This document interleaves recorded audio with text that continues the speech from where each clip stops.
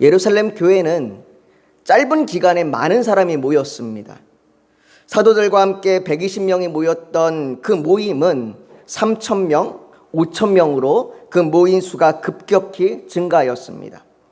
믿는 사람이 점점 많아진 겁니다. 예루살렘 안에 믿는 사람들의 숫자도 많아지고 그 모이는 공동체도 점점 커졌습니다. 그들은 사도들이 감옥에 갇히고 박해를 받는다는 이야기를 들었음에도 오히려 줄어든 것이 아니라 더 늘어났습니다. 오늘 본문 1절은 그때의 제자들이 더 많아졌는데 라고 말합니다. 그때가 어떤 상황입니까? 오늘 성경 말씀 우리가 읽었던 6장의 앞에 5장에 보면 5장 마지막 절 42절에 이렇게 이야기합니다. 그들이 날마다 성전에 있든지 집에 있든지 예수는 그리스도라고 가르치기와 전도하기를 그치지 아니하리라. 이 말씀처럼 사도들이 공회에서 채찍질과 능욕을 당하고 난 후에도 계속해서 복음을 전했습니다. 아마도 사람들은 성전이든 집이든 장소를 가리지 않고 복음을 들을 수 있는 그곳이라면 어디든 찾아갔을 겁니다. 때로는 모이는 장소가 비좁아서 또는 준비한 음식이 부족해서 어려운 상황도 있었을 겁니다. 그럼에도 그들은 모이는 일에 힘썼습니다. 더욱이 예루살렘 교회는 모이기 시작한 지 얼마 되지 않은 교회입니다. 그리고 그 모인 대다수는 이제 예수 그리스도를 처음 믿기 시작한 사람들입니다. 그러니까 교회의 규모는 되게 크고 모이는 사람은 많지만 잘 보면 이제 막 세워진 교회예요. 그 교회에 모여든 사람들은 이제 초대교회 성도들입니다. 이제 새신자들입니다. 지금처럼 교회에 조직이 있거나 부서가 있는 것도 아닙니다. 주일학교가 따로 있어서 따로 말씀을 가르치는 것도 아닐 겁니다. 물론 갑자기 인원이 모여든다고 해서 아무런 질서와 체계도 없이 엉망진창이었던 것은 아니었을 겁니다. 사도행전에서는 반복적으로 사람들이 자신의 재산과 소유를 팔아 물건을 서로 통용하고 각 필요를 따라 나누어 주었다고 말합니다. 그래서 4장 34절에는 그 중에 가난한 사람이 없으니라고 말할 정도였으니까 어느 정도의 재산을 서로 나누고 분배할 수 있을 정도의 질서와 체계, 즉 예루살렘 교회는 나름대로의 어느 정도의 질서와 체계는 있었을 겁니다. 또한 그들은 집에서 서로 모여 음식을 나눌 정도로 교회 내에 소그룹이 유지되고 있었습니다. 그러나 이러한 교회가 아무런 문제가 없는 것은 아니었습니다. 오늘 본문 1절은 그때의 제자가 더 많아졌는데 헬라파 유대인들이 자기의 과부들이 매일의 구제에 빠짐으로 히브리파 사람을 원망하니라고 말합니다. 예루살렘 교회에 모여드는 사람 중에는 헬라파 유대인들과 히브리파 유대인들이 함께 있었습니다. 헬라파 유대인들은 주로 이스라엘 밖에, 이스라엘 지역이 아닌 다른 지역에서 태어나서 그곳의 문화, 즉 그리스 문화에서 자란 유대인들이었습니다. 이들은 그리스어가 익숙합니다. 그리고 전통적인 유대인들의 문화보다 그리스 문화가 익숙한 사람들입니다.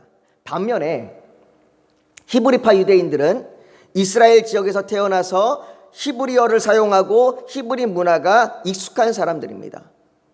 쉽게 말해서 한 교회 안에 두 개의 문화권에 있는 사람이 모여든 거예요.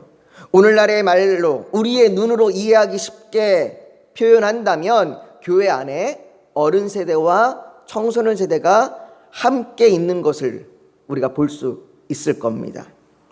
어른 세대와 청소년 세대는 분명히 똑같은 한국말을 사용하고 있는데 언어적 표현과 이해가 다릅니다. 여러분들 혹시 청소년들하고 이야기를 한번 나눠보신 적이 있으신가요? 나눠보면 알아들을 수 없는 말들이 되게 많습니다. 저도 가급적이면 젊은 감각을 가지려고 노력을 하는데 저도 청소년 세대들의 그 언어나 문화를 이해하기가 참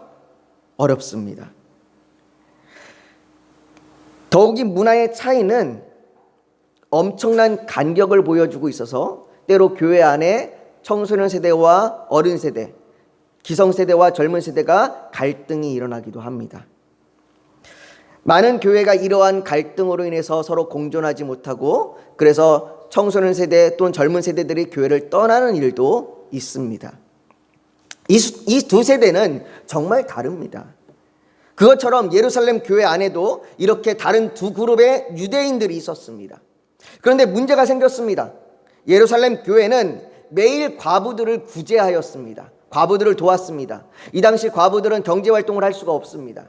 그래서 그들을 하루하루 먹이기 위해서, 하루하루 그들을 돌보기 위해서 교회가 힘썼습니다. 구약의 많은 구절은 과부와 고아와 나그네를 압제하지 말라고 말하고, 또 야고보서 1장 27절은 하나님 아버지 앞에서 정결하고 더러움이 없는 경건은 곧 고아와 과부를 그 환난 중에 돌보고 라고 말씀하였으니 교회가 그들을 돌보는 것은 마땅한 일입니다. 교회는 과부들의 필요한 것을 제공해 주고 특히 그들을 위하여 음식을 제공해 주었습니다. 그런데 이 매일의 구제에 헬라파 유대인들이, 그 헬라파 유대인 과부들이 계속해서 제외되는 겁니다. 소외되는 겁니다. 왜 이들이 제외되었는지 정확한 이유는 알 수 없습니다. 단지 짐작할 수 있는 건 이 당시 구제의 일들을 주로 히브리파 유대인들이 담당하였는데 그들의 언어와 헬라파 유대인들의 언어적인 차이로 인해서 헬라파 유대인들이 제외되었을 것이라고 짐작할 뿐입니다. 문제는 이런 일들이 단회적으로 한 번만 빠진 것이 아니라 매일의 구제 가운데 반복해서 헬라파 유대인들 과부들이 제외된 겁니다. 그로 인해서 원망함이 생겼습니다. 오늘 본문 1절에 보면 히브리파 사람을 원망하니라고 말합니다. 여러분, 교회에 여러 가지 문제가 발생할 수 있습니다. 교회에 여러 사람들이 모이기 때문에 문제가 생겨요. 그런데 문제가 생긴다고 해서 그것이 잘못된 것은 아닙니다. 때로는 관계로 인해서 갈등이 나타날 수 있고 오늘 본문처럼 누군가를 다 돌보지 못할 수도 있습니다. 세대가 다양해지고 다양한 사람들이 모이면 문제는 더욱더 발생하는 것이죠. 행정적인 문제가 생기기도 하고 사역의 분담 문제가 생기고 또는 심지어 교회의 신뢰 온도를 조종하는 데서도 문제가 발생합니다. 제가 아는 목사님이 교회 예배, 겨울에 드려지는 예배를 얘기하면서 그 얘기를 하더라고요. 히터 앞에 앉아있는 분들은 덥다고, 예배 시간에 덥다고 히터를 자꾸 끄자고 얘기하고, 히터에서 멀리 떨어진 성도님들은 춥다고 온도를 더 높이자고 얘기하고, 그래서 예배 시간에 온도를 어떻게 조정해야 될지 고민스럽다고 얘기하는 분들도 생겨요. 아주 사소한 건데 이러한 사소한 걸로 인해서 서로 문제가 발생할 수 있습니다. 교회에는 다양한 문제들이 생길 수 있어요. 그런데 오늘 본문에 심각해진 사항은 그 문제가 원망함이 되었다는 겁니다. 바울은 빌립보서 2장에 성도들에게 예수 그리스도의 마음을 품으라, 너희가 이 마음을 품으라 오직 예수 그리스도의 마음이니라고 말씀하면서 14절에 이렇게 이야기합니다. 모든 일을 원망과 시비가 없이 하라. 여러분들, 교회 성도들은요, 믿는 사람들은 원망과 시비가 없이 해야 합니다. 또한 베드로는 아마 베드로가 오늘 본문에 나온 이 사건 때문이었는지 모르겠지만 베드로전서 4장 9절에 말하기를 서로 대접하기를 원망 없이 하라라고 말합니다. 원망은 상대를 공격합니다. 원망은 그를 미워하기로 결정하는 것이고 이 원망은 결국 시비와 다툼으로 이어집니다.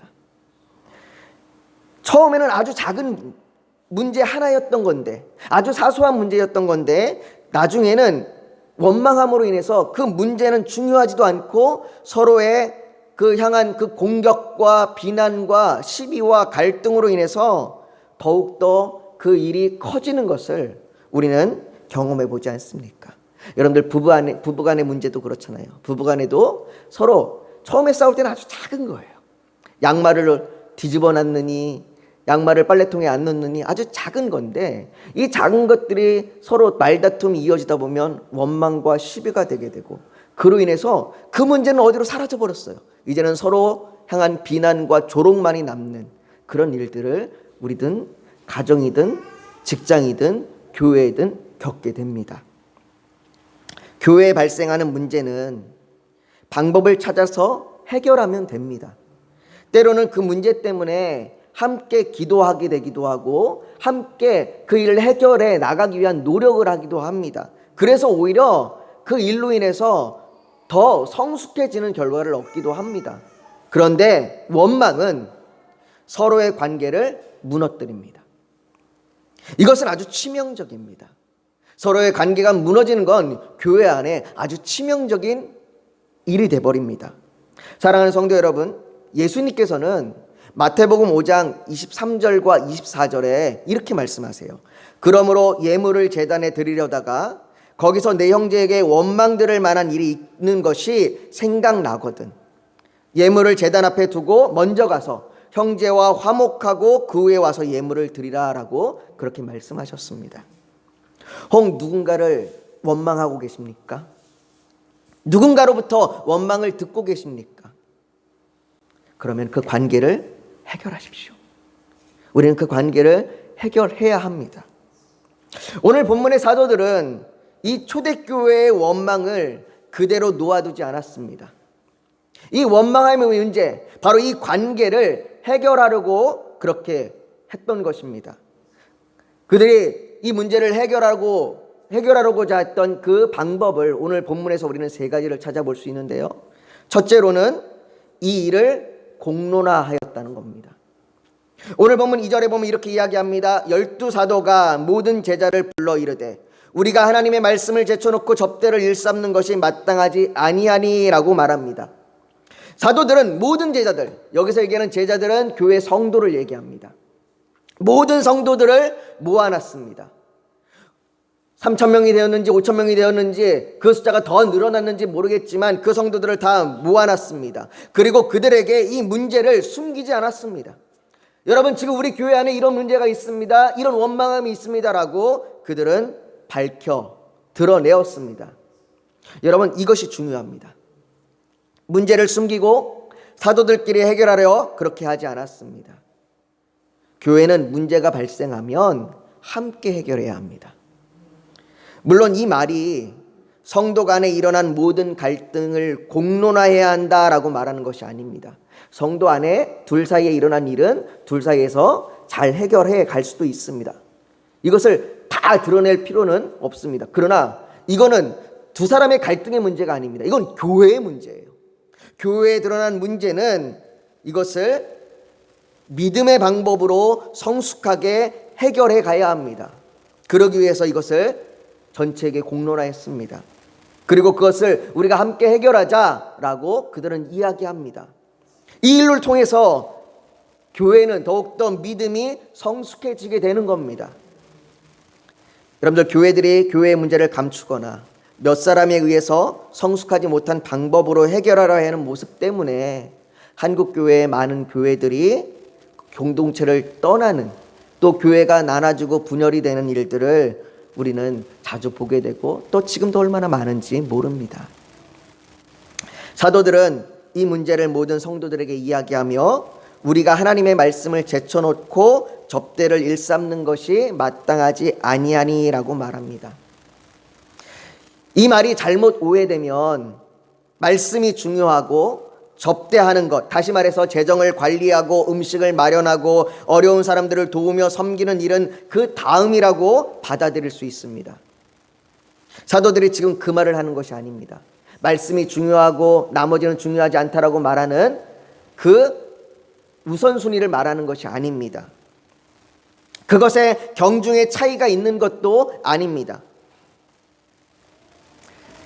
여러분, 말씀과 구제, 어떤 것도 중요하지 않은 것이 없습니다. 이 말은, 사도들이 이렇게 한 말의 이유는 한 사람이 모든 것을 다 할 수 없다고 그렇게 말하는 겁니다.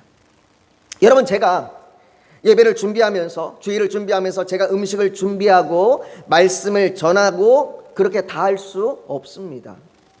아마 그렇게 한다면, 제가 음식도 준비하고 말씀도 준비하고 말씀을 전하고 이렇게 한다면 여러분들은 예배 시간에는 엉망진창인 설교를 말씀을 듣게 될 거고, 그리고 예배 후에는 정말 맛없는 점심을 드셔야 할 겁니다. 그것도 매주 말이죠. 그런데 이건 매우 어려운 일입니다. 이것은 영도 망가지고 육도 망가지는 일입니다. 그래서 사도들이 자신들이 다 할 수 없기에 사도들이 두 번째 해결책으로 내놓은 것이 뭐냐면 사역을 분담하는 겁니다. 여러분들 3절 말씀을 한번 보십시오. 3절에 이렇게 이야기합니다. 형제들아, 너희 가운데서 성령과 지혜가 충만하여 칭찬받는 사람 7을 택하라. 우리가 이 일을 그들에게 맡기고 라고 말합니다. 사도들은 재정을 관리하고 헬라파 유대인들이 구제에서 빠지지 않도록 누구에게든 도움이 필요한 사람들을 지원하고 챙겨줄 수 있도록 사역을 담당할 7사람을 뽑자고 제안합니다. 여러분, 제안입니다. 사도들이 제안한 거예요. 명령이 아닙니다. 사도들이 왜 7사람을 제안했는지는 모르겠지만 아마도 7사람을 중심으로 성도들이 함께 협력하면 사역을 감당할 수 있었을 것입니다. 그래서 아마 7사람을 제안했지 않을까 생각됩니다. 예루살렘 교회 성도들은 이 사도들의 제안을 기쁘게 받아들였습니다. 그래서 예루살렘 교회는 7사람을 택하였습니다. 5절에 보면 이렇게 이야기합니다. 온 무리가 이 말을 기뻐하여. 좋습니다. 그렇게 하지요. 믿음과 성령이 충만한 사람 스데반과 또 빌립과 브로고로와 니가노르와 디몬과 바메나와 유대교회에 입교했던 안디옥 사람 니골라를 택하여라고 말합니다. 그런데 여러분, 여기 보면요, 7사람을 택하는 기준을 한번 보십시오. 3절에는 7사람을 택하는 기준을 성령과 지혜가 충만하여 칭찬받는 사람이라고 말하고, 오늘 우리가 읽은 5절에는 믿음과 성령이 충만한 사람이라고 말합니다. 사역을 분담하여 맡기는데 그들을 능력으로 택하지 않습니다. 이들은 재정과 구제를 맡아야 하는 사람들입니다. 한마디로 돈을 만져야 하는 사람들입니다. 정확하게 계산할 수 있는 사람이어야 합니다. 이런 사람이라면 사도들 중에도 있습니다. 이 일을 잘할 사람이 사도들 중에도 있어요. 바로 세리 마태 말이죠. 그는 평생을 돈 계산했던 사람입니다. 세리는 평생을 돈을 만졌던 사람이에요. 그런데 여러분들 마태뿐이겠습니까? 얼마나 많은 세리와 창기와 죄인들이 예수님을 믿었겠습니까? 그리고 그 사람들이 예루살렘 교회에 모여들었겠습니까? 예루살렘 교회에는 세리들이 정말 많았을 겁니다. 아마도 그들에게 맡기면 재정을 담당하고 일을 나눠주고 음식을 나눠주는 이 일은 정말 잘 처리되고 더 빨랐을 겁니다. 그런데 사역을 맡김에 그런 기능과 능력이 기준이 되지 않았다는 겁니다. 택한 7명의 사람 중에 성경에 조금 더 등장하는 사람이 스데반과 빌립이에요. 그런데 이 스데반과 빌립에 대해서 성경이 얘기할 때에 그들이 이 구제 사역을 잘했다, 재정을 잘 감당했다, 이런 얘기 없어요. 성경의 스데반과 빌립에 대해서 이야기하면서 뭐라고 얘기하냐면 복음을 전하고 에디오피아 내시에게 말씀을 전하고 또 복음을 전하다가 순교하고, 이러한 내용이 기록되어 있습니다. 여러분, 성령과 지혜가 충만한 사람이 어떤 사람입니까? 주님을 떠나지 않고 주님과 동행하는 사람입니다. 스데반과 빌립은 그 모습을 보여주었습니다. 스데반은 죽음 앞에서도 주님을 떠나지 않았고, 빌립은 주님과 동행하서 주님이 가라고 하는 곳이라면 어디든지 그가 향하여 갔습니다. 교회는 일을 잘하는 사람들이 모이는 곳이 아니라 주님을 따라가는 사람들이 모이는 곳입니다. 그래서 때로는 교회 사역을 분담하고 일을 맡겼을 때에 일이 느릴 수 있습니다. 부족함이 보일 수 있습니다. 여러분들 한번 보십시오. 세리가 거기 교회에 모였던 그 세리들이 이 스데반과 빌립과 7사람들을 하는 일들을 봤을 때에 어떤 마음이 들겠습니까? 계산 저렇게 하면 안 되는데, 저렇게 나눠주면 안 되는데, 장부 저렇게 쓰지 말고 좀 더 잘 쓸 수 있는데, 이런 마음이 들 때도 있었을 겁니다. 그럼에도 그들은 한마디 하지 않습니다. 교회 일을 할 때 느리고 부족함이 보일 수 있지만 모든 사람들이 그 느리고 부족함을 기다려줍니다. 그게 맞는 겁니다. 그리고 때로는 누군가가 느리고 부족함이 나타나야 그를 위해서 기도하고 도와주고 함께 잘하는 것 아니겠습니까? 여러분들 교회 안에 누군가가 부족하고 누군가가 잘 일을 못하는 것 같고 하면 그에게 뭐라고 하지 마시고 기도해 주십시오. 그리고 어떻게 도울 수 있는가를 생각하고 그를 도와주십시오. 여러분, 교회의 사역을 맡기기 위해서 여러 사람들에게 부탁을 하다 보면 꼭 그런 말씀들 합니다. 목사님, 저는 능력이 없어요. 그래서 부탁하는 거예요. 능력이 없어서 부탁하는 겁니다. 잘할 수 있어서 부탁하는 게 아니에요. 능력이 없고 부족해도 함께 해 나가는 것, 이게 교회라는 겁니다. 여러분, 앞으로 제가 여러분들에게 무엇을 부탁하시면 여러분 능력이 없어요 라는 생각이 드시면 내게 맡겨진 거구나 생각하시면 됩니다. 또한 여러분, 주님께서 우리에게 사역을 맡기실 때 우리가 부족하고 능력이 없을 때 왜 맡기시느냐? 주님이 그것을 할 수 있는 우리에게 은사를 주시기 때문이에요. 고린도전서 12장 11절에 보면 이렇게 얘기합니다. 이 모든 일을 같은 한 성령이 행하사 그의 뜻대로 각 사람에게 나누어 주시는 것이니라. 여러분들, 주님께서는 우리에게 할 수 있는 능력, 은사를 부어주십니다. 그러니 지금 좀 부족하다 생각되어도 어떻습니까? 지금 좀 모자라다 생각돼도 어떻습니까? 괜찮습니다. 성령님께서 도와주신다고 그렇게 약속하고 계시지 않습니까? 예루살렘 교회에 이렇게 사역을 함께 감당해 줄 사람이 있기에 사도들은 4절에 우리는 오로지 기도하는 일과 말씀 사역에 힘쓰리라 라는 이 말과 같이 성도들을 말씀으로 잘 가르칠 수 있는 일에 힘쓰는 것이 가능해진 겁니다. 여러분들, 교회 안에 돕는 사람들이 없었다면 이 사도들이 이 일을 온전히 감당하지 못했을 겁니다. 이 말은 우리에게 교회 공동체가 함께 협력할 때만이, 교회 공동체가 함께 애쓰고 함께 사역을 분담하고 함께 노력해 갈 때만이 교회가 말씀으로 바르게 설 수 있다는 것을 말해주는 겁니다. 아까 제가 말씀드렸던 것처럼 제가 모든 걸 다 하면 말씀도 제대로 가르치지 못하고 밥도 맛없는 거 먹게 된다는 겁니다. 그래서 우리는 함께 협력할 때에 교회가 말씀으로 세워갈 수 있습니다. 이제 예루살렘 교회는 택한 7명의 사람을 사도들 앞에 세웠습니다. 6절에 보면 이렇게 이야기합니다. 사도들 앞에 세우니 사도들이 기도하고 그들에게 안수하니라. 이것이 세 번째 살펴보는 교회의 임명입니다. 사도들은 7명의 사람에게 안수함으로 교회에 그들이 재정과 구제의 사역을 담당하는 것을 공식화하였습니다. 여러분, 이제 헬라파 유대인들의 과부는 혹시 자신들이 구제에 빠지는 일이 발생하면 히브리파 유대인들을 원망할 것이 아니라 교회가 택하여 세운 사람들에게 요청하면 되는 것이죠. 우리가 빠졌습니다. 우리를 좀 도와주십시오.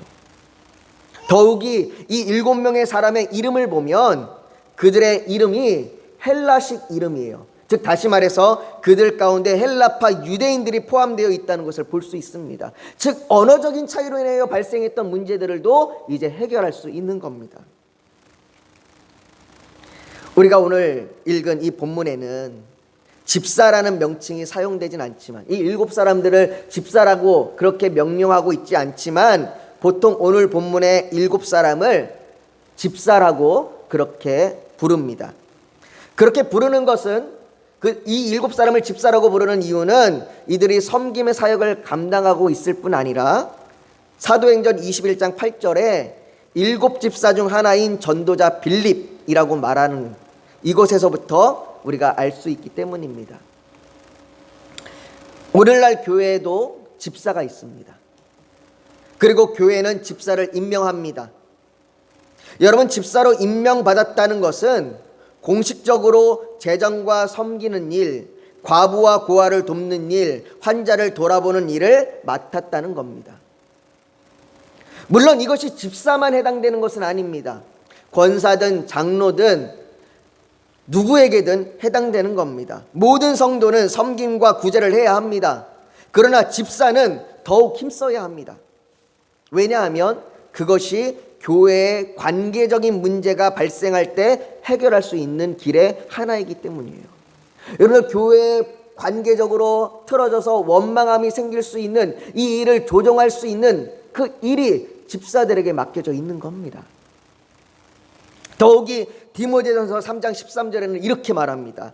집사의 직분을 잘한 자들은 아름다운 지위와 그리스도 예수 안에 있는 믿음의 큰 담력을 얻느니라. 여러분들, 집사의 직분이 이러한 축복이 있다고 이야기합니다. 거듭 말씀드리지만 집사만 해당되는 것이 아닙니다. 집사뿐이겠습니까? 모든 교회의 성도들이 이 일을 감당해야 하는 겁니다. 교회가 왜 이들을 집사로 세웠는지를 생각하십시오.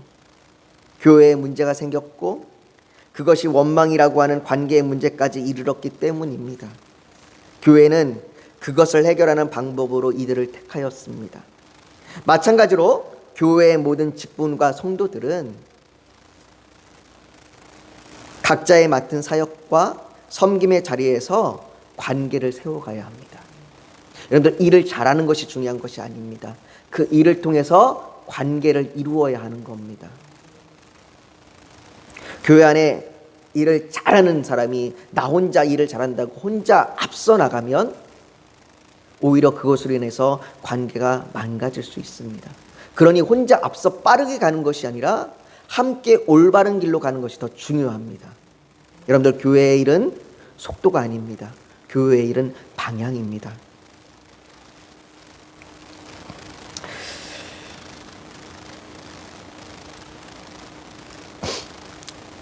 여러분들, 그리고 또 이 모든 것을 통해 교회는 하나님을 아는 것에 힘써야 합니다. 예루살렘 교회는 문제가 발생했고 그 문제를 해결했습니다. 그리고 그로 인해 사도들은 말씀을 연구하고 가르치는 일에, 또한 기도하는 일에 더욱 힘썼습니다. 오늘 사역이 분담이 되고 나눠지는 일들이 있었기 때문에 사도들이 이 일이 가능해진 겁니다.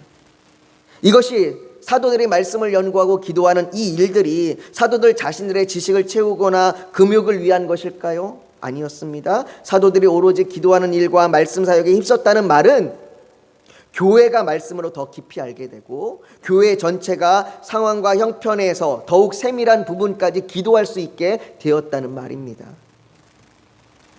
그러니 오늘 본문 7절에 이 일 때문에 이렇게 결론을 얘기합니다. 하나님의 말씀이 점점 왕성하여 예루살렘에 있는 제자의 수가 더 심히 많아지고 허다한 제사장의 무리도 이 도에 복종하니라. 여러분들, 사역이 분담이 되고 일곱 집사들이 세워졌는데 왜 말씀이 더욱더 왕성해졌습니까? 그 일을 통하여 교회의 관계가 세워지고 사도들이 말씀을 더 연구함으로 교회의 말씀을 더 분명하게 전할 수 있었기 때문이에요. 사랑하는 성도 여러분, 교회에도 어려울 때가 있습니다. 문제와 갈등이 나타날 수 있습니다. 그러나 그것을 성숙하게 해결하는 과정은 오히려 우리의 믿음을 더욱 성숙하게 하고 교회를 더욱 잘하게 합니다.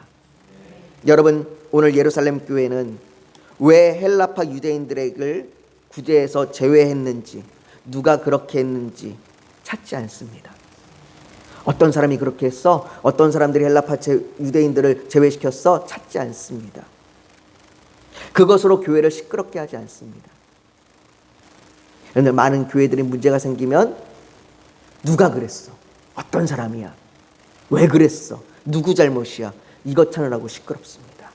그런데 예루살렘 교회는 그게 아니라 그들은 교회의 관계가 끼어지지 않도록 모든 성도가 사람을 세우는 일에, 그리고 말씀을 아는 일에 힘썼습니다. 그 관계를 회복하기 위해서 그들은 힘쓰는 방향으로 나아간 겁니다. 사랑하는 성도 여러분, 우리 교회가 예루살렘 교회와 같이 되기를 소망합니다. 문제로 인해서 관계가 깨어지지 않도록 성숙한 자세로 관계를 세우기를 원합니다. 우리 한 사람 한 사람이 성령과 지혜가 충만해서 함께 교회를 세우는 사람들이 되기를 원합니다. 그리고 함께 말씀과 기도로 하나님을 더욱 깊이 알아가는 저와 여러분들이 또 우리 교회가 되기를 예수님의 이름으로 축복합니다.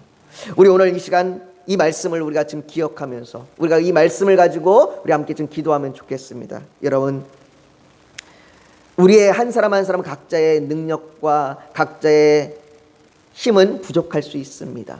그러나 우리가 함께 관계를 세우고 주님을 아는 일에, 주님의 교회를 세우는 일에 힘쓰면, 각자 맡은 자리에서 그렇게 애쓰고 나아가면 이 교회는 점점 말씀으로 왕성해질 거고, 그리고 하나님의 뜻대로 이 땅 가운데 교회가 정말로 교회다워지고 예배가 예배다워지는 일이 일어날 겁니다. 우리 교회가 이런 일이 일어나길 원합니다. 그래서 우리가 오늘 이 시간 기도할 때, 하나님, 내가 그런 사람이 되길 원합니다. 하나님, 내가 관계가 깨어지고 원망하는 사람이 아니라, 하나님, 내가 성령에 충만해지고 내가 지혜로워져서 하나님의 사람으로 교회를 세우는 일에 사역을 감당하는 자가 되길 원합니다. 하나님, 이 시간 나를 붙들어 주시옵소서. 우리 이 시간 그렇게 좀 기도하며 나아가길 소망합니다. 여러분, 잠시 고개 숙여 더 묵상하기를 원합니다. 오늘 하나님 앞에, 하나님, 교회가 무너지지 않도록, 교회의 관계가 깨지지 않도록 내가 한 사람이, 나 한 사람이 성령과 지혜가 충만한 하나님의 일을 함께 감당하는 자가 되겠습니다. 우리가 이렇게 교회의 관계를 세우고 말씀을 아는 일에 힘쓰겠습니다. 아버지, 내가 그런 교회가 되길 원합니다. 그렇게 고백하고 그렇게 다짐하는 그 헌신의 결단이 있다면 가슴에 손을 얹어 하나님 앞에 표현하길 원합니다. 또 오늘 예배를 드리러 나오면서 기도의 제목, 소원이 있어서 주님께 맡기기를 원하신다면 손을 포기 얹기를 원합니다. 육신이 연약하면 연약한 곳에 믿음으로 손을 얹기를 원합니다. 오늘 하나님께서 성령으로 우리 사이를 운행하시며 우리를 만지시고 치료하여 주실 줄 믿습니다. 거룩하신 아버지 하나님, 오늘 우리가 말씀을 통해서 교회에 문제가 생겼을 때에, 교회에 갈등이 세웠을 때에 사람들이 세워지고 그 사람들의 세워짐으로 인하여 교회가 교회다워지고 말씀이 흥왕하여 왕성해진 것을 보게 되었습니다. 아버지 하나님, 우리가 문제가 생길 때 그 문제의 원인을 찾고 그 문제의 이유를 찾아서 서로 원망하고 시기하고 질투하고 갈등하는 것이 아니라 각자가 맡겨진 일들을 잘 감당하고 그 일들을 통하여 서로의 관계를 세우며 하나님의 말씀을 세워가는 교회가 되기를 소망합니다. 어쩌면 부족할지 모르겠습니다. 어쩌면 모자른 게 더 많을지 모르겠습니다. 그러나 괜찮습니다.